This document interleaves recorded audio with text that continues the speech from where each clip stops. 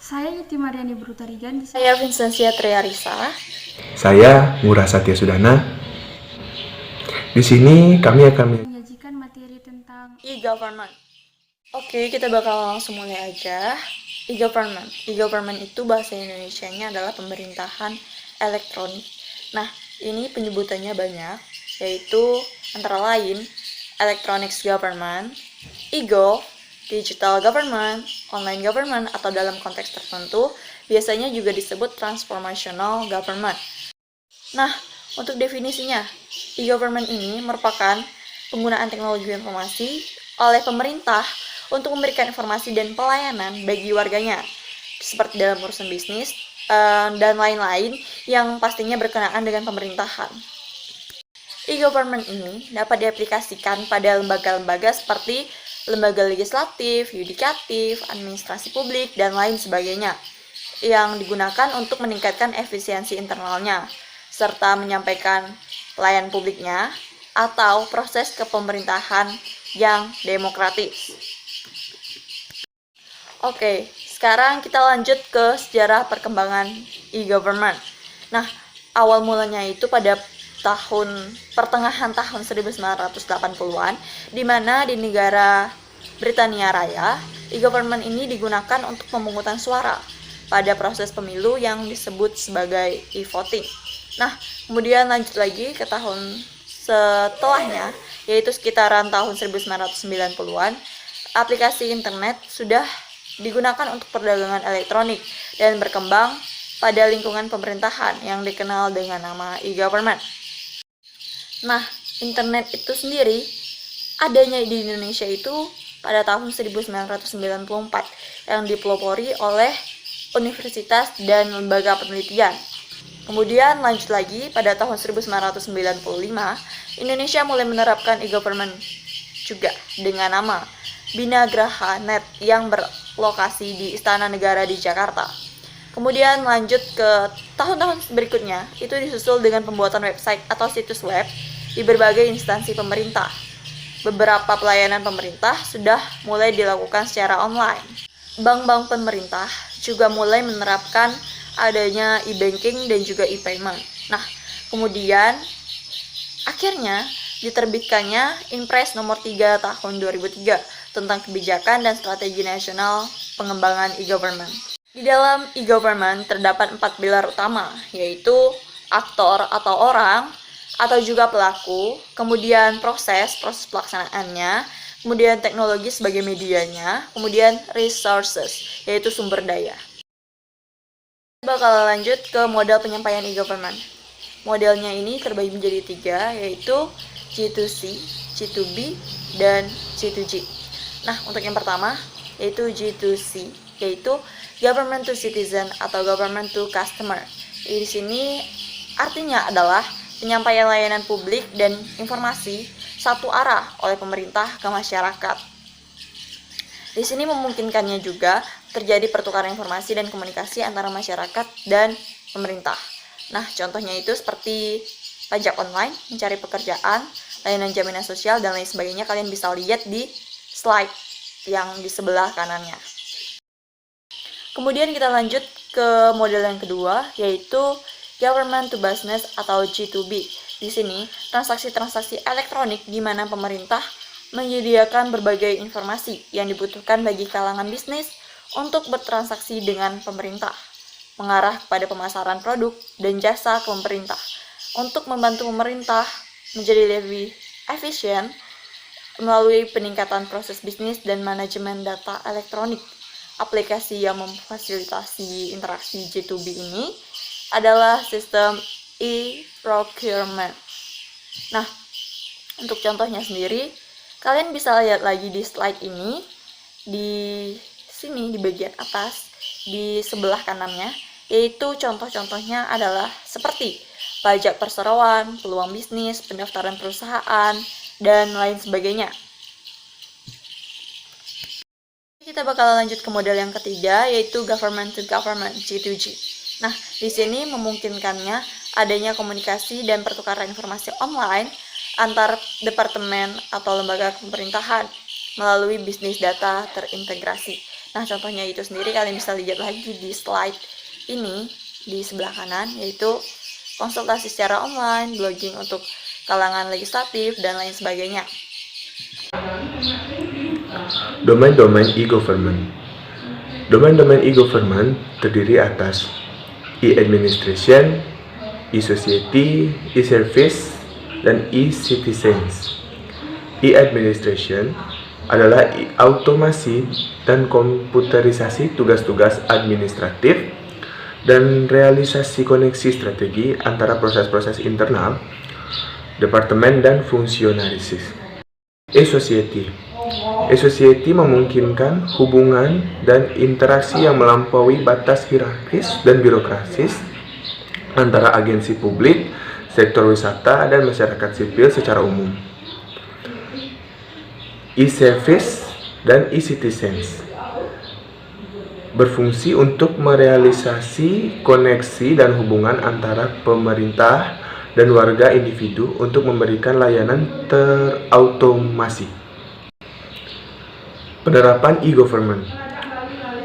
Bentuk-bentuk dari penggunaan e-government adalah e-budgeting, e-procurement, e-audit, e-katalog, e-payment, e-controlling, bahkan hingga e-health. Peringkat adopsi e-government di Indonesia adalah sekitar 106 per 193 dari nilai ADGI sebesar 0,4487. Pemerintah Kota Surabaya bahkan sudah menerapkan sistem Surabaya Smart Windows (SWS), yaitu sebuah layanan yang membuat masyarakat dapat mengurus perizinan melalui smartphone. Bahkan, masyarakat dapat mencetak sendiri dokumen-dokumen perizinan tersebut. Kota Surabaya merupakan salah satu kota dengan tingkat kemajuan implementasi e-government yang paling tinggi di Indonesia. Master Plan TI Kota Surabaya melingkupi beberapa bidang seperti pengelolaan keuangan daerah, e-SDM, e-monitoring, e-education, e-office, e-permin, e-health, e-media center, e-simprolamas, sistem siaga bencana. Pemerintah Provinsi DKI Jakarta, Kota Bandung, dan Pandeglang juga mulai menerapkan sistem e-government lewat konsep Smart City. Konsep Smart City terfokus pada pemanfaatan teknologi komunikasi untuk mendukung kinerja pemerintah seperti memasangkan sensor dan peralatan rumah sakit, jaringan listrik, perkereta apian, jembatan, monitor kejadian di dalam kota seperti kondisi jalan dan apabila ada bencana banjir.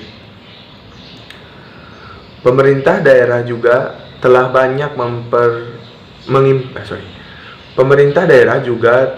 mengimplementasi e-government, yaitu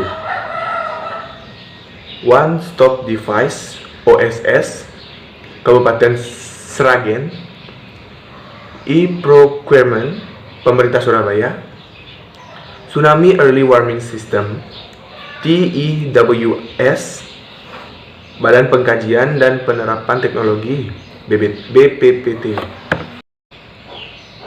Berikut beberapa lembaga-lembaga di Indonesia yang sudah mengembangkan e-government. Departemen Tenaga Kerja dan Transmigrasi, total nilai 865,95, peringkat A. Departemen Pertanian 812,7, peringkat A. Departemen Perindustrian 782,6, peringkat BB. Departemen Kelautan dan Perikanan 769,68, BB. Kementerian Riset dan Teknologi 699,71, peringkat B. Departemen Energi dan Sumber Daya Mineral 566,4, peringkat CC. Kementerian Koordinator Bidang Perekonomian 541,875 peringkat CC. Departemen Keuangan 529,6 peringkat CC. Kementerian PAN 491,85 peringkat C. Kementerian Pemuda dan Olahraga 491,35 peringkat C. Kementerian Pemberdayaan Perempuan 417,65 peringkat C. Strategi pengembangan e-government. Dalam strategi pengembangan e-government ada 4 tingkatan. Tingkatan pertama adalah persiapan. Dalam tingkatan persiapan ada 2 hal yang akan dilakukan. Yang pertama adalah pembuatan situs web sebagai media informasi dan komunikasi pada setiap lembaga. Dan yang kedua adalah sosialisasi situs web untuk internal dan publik. Sekarang masuk ke dalam tingkatan kedua atau pematangan. Dalam pematangan ada 2 hal juga yang akan dilakukan. Yang pertama adalah pembuatan situs web informasi publik yang bersifat interaktif. Dan yang kedua adalah pembuatan antarmuka keterhubungan dengan lembaga lain. Dan sekarang masuk ke dalam tingkatan ketiga atau pemantapan. Dalam pemantapan ada 2 hal juga yang akan dilakukan. Yang pertama adalah pembuatan situs web yang bersifat transaksi pelayanan publik. Dan yang kedua adalah pembuatan interoperabilitas aplikasi dan data dengan lembaga lain. Tingkatan keempat atau pemanfaatan. Dalam pemanfaatan ada 4 hal, yaitu government to government atau G2G. Yang kedua adalah government to employee atau G2A, government to business atau G2B, government to consumers atau G2C. Sekarang masuk ke dalam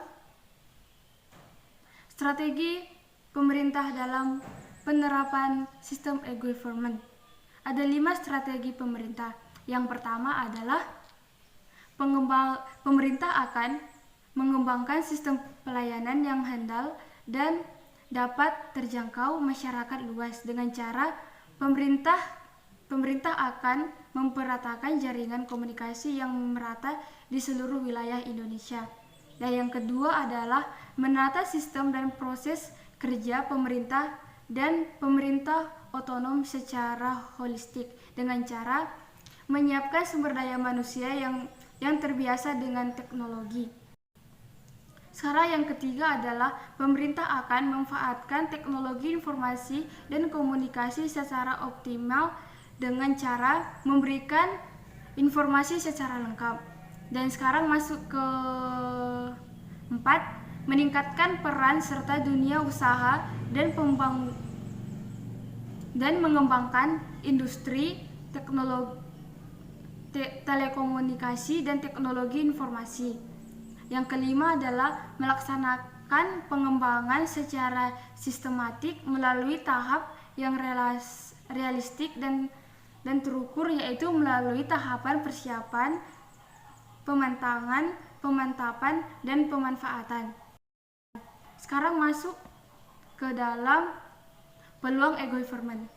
E-government mempunyai 5 peluang. Yang pertama adalah pelayanan servis yang lebih baik kepada masyarakat.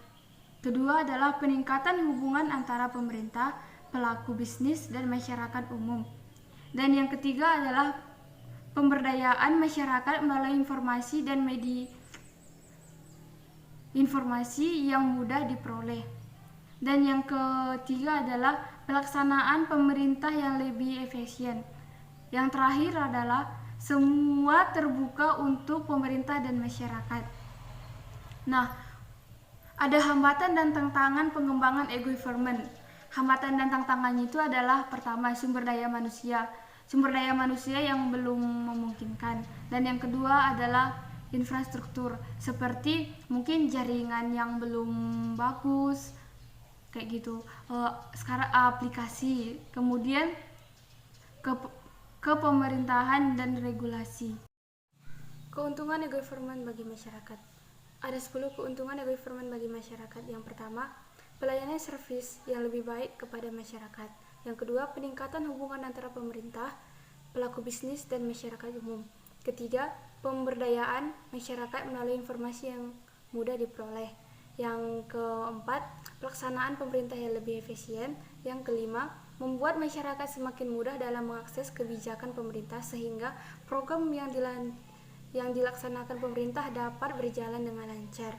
Yang keenam, mendukung pengelolaan pemerintah yang lebih efisien dan bisa meningkatkan komunikasi antara pemerintah dengan sektor usaha dan industri. Yang ketujuh, masyarakat dapat memberi masukan mengenai kebijakan-kebijakan pemerintah yang dibuat oleh pemerintah sehingga dapat memperbaiki kinerja pemerintah. Yang kedelapan, terdapat informasi transportasi, informasi valuta asing, serta informasi tentang tinggi muka air. Kesembilan, website ini mencakup banyak aspek seperti hukum, agama, sosial, dan budaya, bisnis dan kewenangan bisnisnya, pendidikan, dan sebagainya.